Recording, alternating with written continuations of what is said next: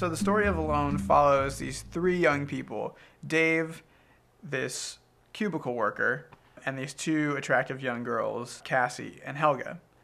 And the three of them get entangled in this scheme to make some easy money. Let's say we go to a bar. We find a guy. One of us goes home with him, the other follows. And when he's not looking, we drug him and steal from him. What? So it's a pretty simple story.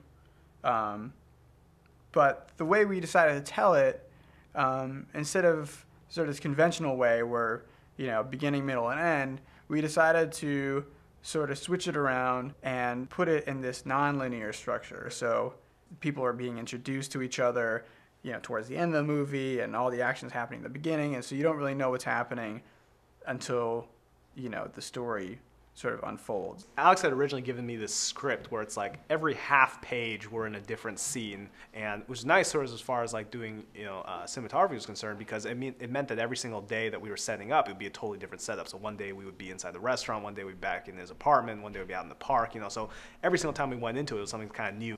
It was interesting to see it finally all cut together, because especially when you're shooting it and you're only shooting 5-second, 10-second segments of the movie at a time. You're like, well, what happens before this? What happens after this? So I guess there was a lot of work, with the actors. But okay, this is what's happening right before this and stuff, to try and sort of continue the emotional through lines through it and kind of keep that preserved, despite the fact that we're sort of jumping around through different parts of the story.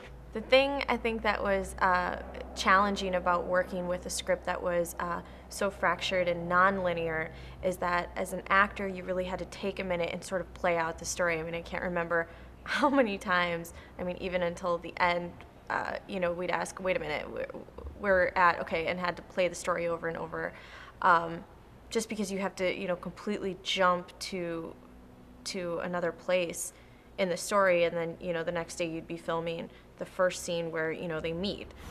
I know you. You're the girl from the elevator. Hey, yeah. It was all about preparation. I'm a studier, so I sat down with a script and I went through and tried to put it in my head as a linear story. And then once you got that, filming movies are often filmed out of sequence anyway, so that wasn't really a problem. But the thing is, with other movies, you can go through the script a few pages before and you know what's happening. With this one, if you don't know the story, you're done before you started.